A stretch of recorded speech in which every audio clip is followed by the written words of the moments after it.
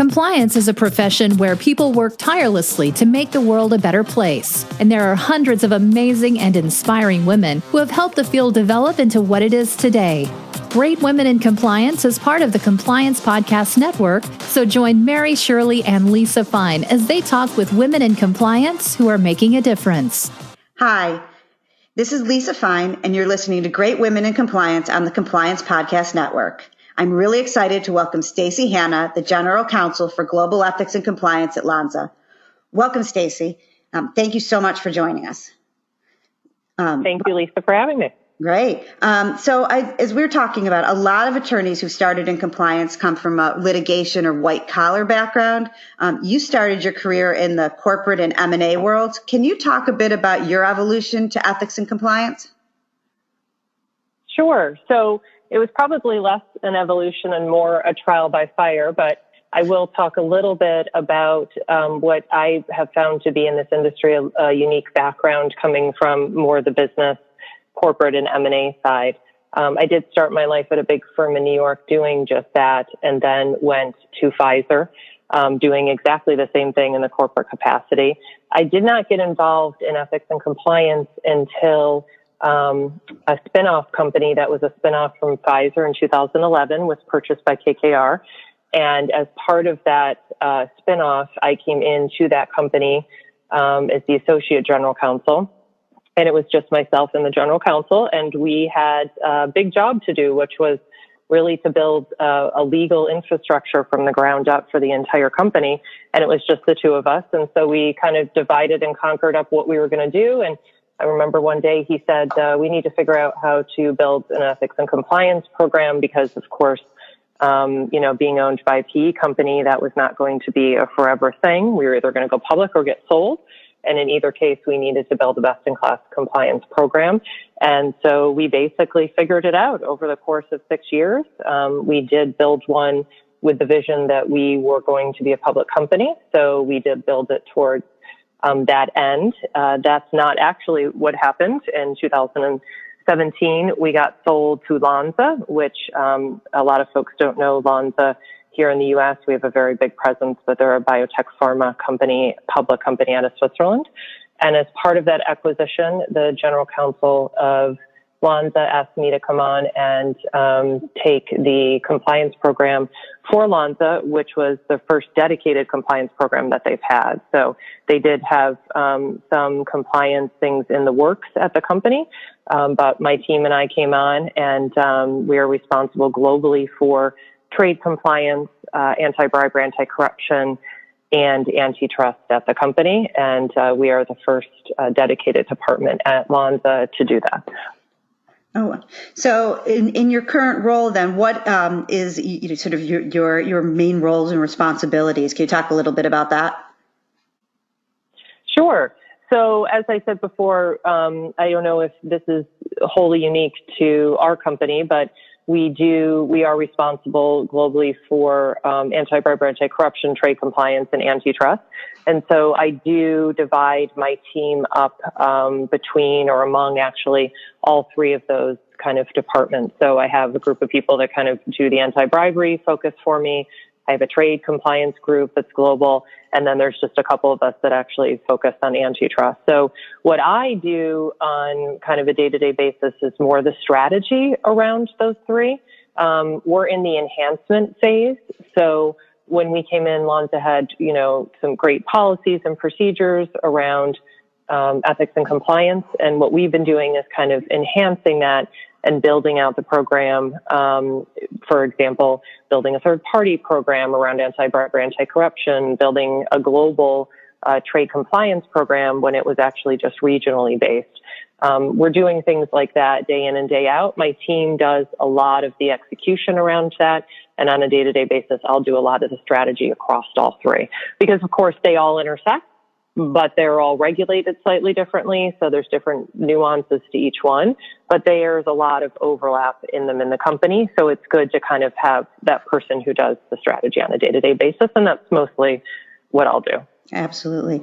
And one thing about that, and also have, your path. A lot of times when you speak with other compliance officers or chief compliance officers, do you see yourself with a viewpoint that's more similar to people who came from a business, like a non-lawyer background, versus attorneys who came through with a litigation or a white collar background? It seems like you'd be a bit of a hybrid in some ways there. Absolutely. I think that there's no one right way, obviously, to build and enhance a program or to run a program. But because of my background, I probably take a slightly different view than somebody who has compliance that comes from a white collar litigation background. Of course, all of us have the same goal, right, which is risk mitigation for the company, making sure that we have a very good risk-based program for the company. I think what I do potentially a little bit differently, and where I think compliance can be very important, is also in the other side of risk mitigation, which is to help the business grow as well. And I think that not everybody looks at it that way, because it's not actually the easiest way to look at compliance, right? Compliance is a lot of the time under a legal department or a cost center, right? And people don't naturally look to compliance and say, you're going to help us with business growth. But I think a lot of the times when you look at mitigating risk, there's the flip side to that you can also look at, which is how can we do this and also help the business grow?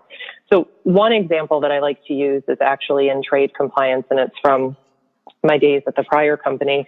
And it's an example of the sanctions that came down a few years ago from the EU and the US against Russia. At the time, our company had built a very robust compliance program across the world, but with a good focus on higher risk areas, including Russia. And what we saw happen was everybody our competitors, everyone got hit with those trade sanctions, right? And while our competitors were running around trying to figure out how they were going to still sell and ship and what they were doing in Russia, we had already built this robust program. I would like to say we had anticipated the sanctions. We didn't, of course, but we were a little bit lucky, and also that we already had a good program in place. We had a ton of communication with our folks in Russia. We had our expectations very firmly set with them. We knew what was coming in and out of the country. And what happened there, a little bit because of that, was that while our competitors were running around trying to figure out whether or not they could still sell in Russia and what they couldn't sell, we just moved forward very quickly. And within a 2-year period, we doubled our revenue in Russia. And that was a market for us where we had a lot of potential to grow. But if we had to step back, given that those regulatory changes, we wouldn't have been able to grow our business there as quickly. So I think that's a good example for people to say, okay, when you're going and making sure you're mitigating risk, is there also something that you can do that potentially will help the business grow at the exact same time? So that's how I look at the department in 2 different ways. Right. Yep. That makes a lot of sense. Also, it seems like it really helps you build the trust and the partnership with your different stakeholders throughout the business, knowing that, them having a comfort level with you looking at it that way. I think that's exactly right, Lisa. And I think in these times when everybody who's in an enabling function or in what's seen by the business as a cost center, every single article that you read from the head of compliance, every time they say, what's happening is everyone's getting budget cut, right? Everyone's getting lack of headcount. So what you can do to help with that is not have everybody view you all the time as a cost center, right? So there's a little bit about what you do on a day-to-day basis to help mitigate risk, but there's also, if you want to be able to do those things and put the right third-party systems in and put the right systems in for your company, you have to get internal buy-in to do that. And you have to get the resources and the people and the money. And so it's very important how you position yourself, not only outside of the company to investors and to other stakeholders, but how you position yourself inside the company is equally as important. And I think that if you can be that business partner at the same time that you're helping to mitigate risk, that's going to get you a lot farther than if you're just looking for something to always go wrong. Yeah. And as you know, I talk to you as in starting in a new role. That's one of the things that I look at. And when I talk to you, it has really helped me recrystallize, how do I build those relationships and how those are critically important. So I think that for those of you who are starting your careers or changing roles or things like that, I would definitely take this advice from Stacey. And it's really, really quite helpful for everybody. Just remembering how important those business relationships really are. To be part of your management teams. So thank you so much for that one.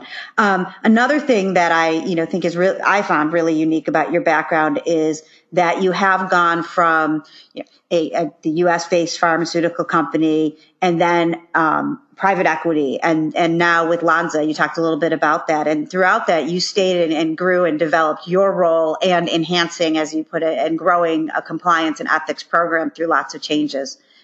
You talk a little bit about how those changes impacted you or what you were doing, just because it kind of ran through all of the different areas. Yeah, absolutely. I mean, of course, any program that you build, enhance, take over, needs to address the business risk of the company that you're at. And every company is different. Every company is unique. Of course, in the compliance space, some companies have similar geographical risk, right? By virtue of just being in certain countries, or they have similar risk by virtue of what they do, what products they produce. But every company has a unique culture.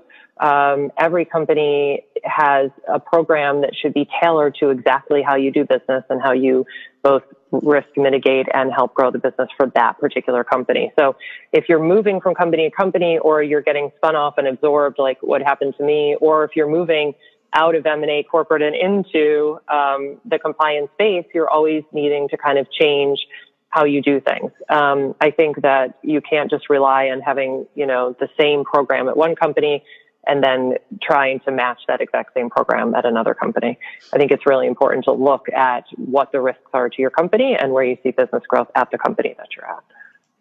Thanks. Yeah. Thanks. And another thing, as you're doing all these things, people talk and see the word either work-life balance or, how to handle all different things in one way. You talk about your take on that. I like your take a lot. It's really, really interesting. Yeah, I would like to take credit for the take. It's actually Jeff Bezos from Amazon's take, but well, you both have done a wonderful job with it. we're gonna make sure we attribute this to him. Mm-hmm. This was something that he came out with, and it actually really struck a chord with me, because it's how I've always thought about it, which is, I guess, again, and I hope I don't get his words wrong, but he said, don't look at the work-life balance as two competing interests, right? There's something, he describes it like as a circle. And I really feel that way about how you have to look at work and how you have to look at life. If you're constantly looking at them as competing, no one is ever going to win. You're always going to feel like you're doing badly at one or the other.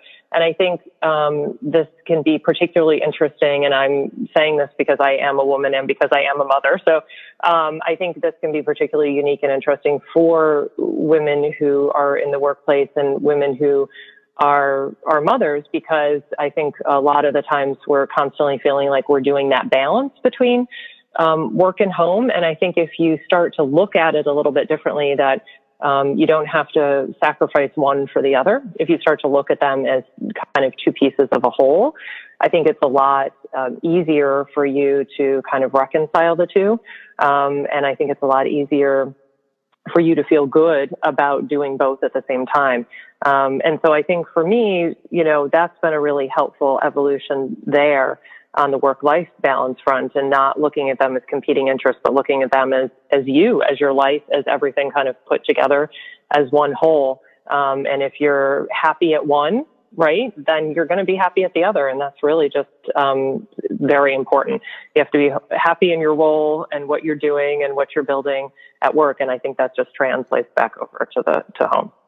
Yeah, that's great. And I feel like throughout this conversation and all of ours, one of the big theme that came up to me a lot was evolutions, whether it's with careers or roles or, as you talked about, life in general. So what do you see from a compliance standpoint as either the next evolution or even a revolution, next 1, 2, 5 years? What's next?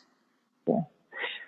So I think this is just such a hot area right now. I feel like if somebody had told me when I got out of law school I'd be doing this, that I never would have believed it, because when I got out of law school, I won't even tell you how many years ago, it was not the hot area. But right now it's just such a great area for people either coming out of law school or looking to change their career. What I see as an area that could use some improvement and where I think there's going to be a lot of focus is on the AI space in this area. And I know that's true for every industry, could probably say the same thing, right? AI is going to be the focus. But I think there's a lot of technology work in compliance that hasn't been looked at yet. I think there's a lot of movement in that area. I think there's a lot of things that can be done that a lot of companies who are providing services are not really looking at.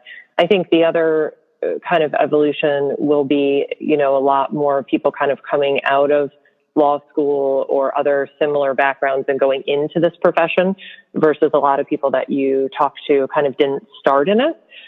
They, to use the word again, evolved into it. And I think that there's going to be some movement for people kind of coming out and saying, maybe I go M&A, maybe I go litigation, maybe I go straight into, a compliance background. So I see that as the movement as well. So on the tech piece and on the human kind of piece, that's where I see the movement over the next couple of years.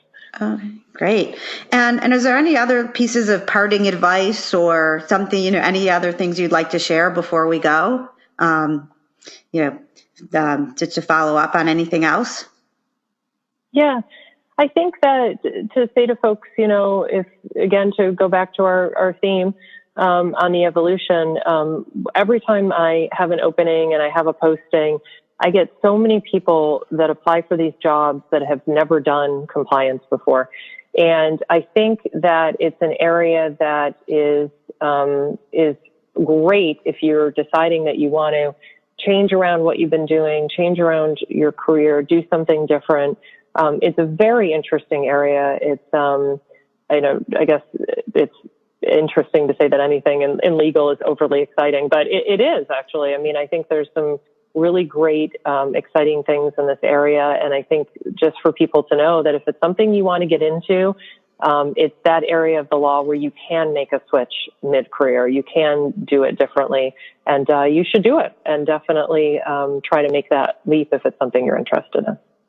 Well, that's great. Well, thank you so much for your time. Thanks, Stacey. It's really thank you. Talking to you. And again, this is Lisa Fine on behalf of Mary and Shirley and I. This is the Great Women in Compliance podcast on the Compliance Podcast Network. Thanks so much. Bye-bye. Thanks for joining us for this episode of Great Women in Compliance. We hope you'll join us in honoring the great women in the compliance field by subscribing to this podcast and leaving a review.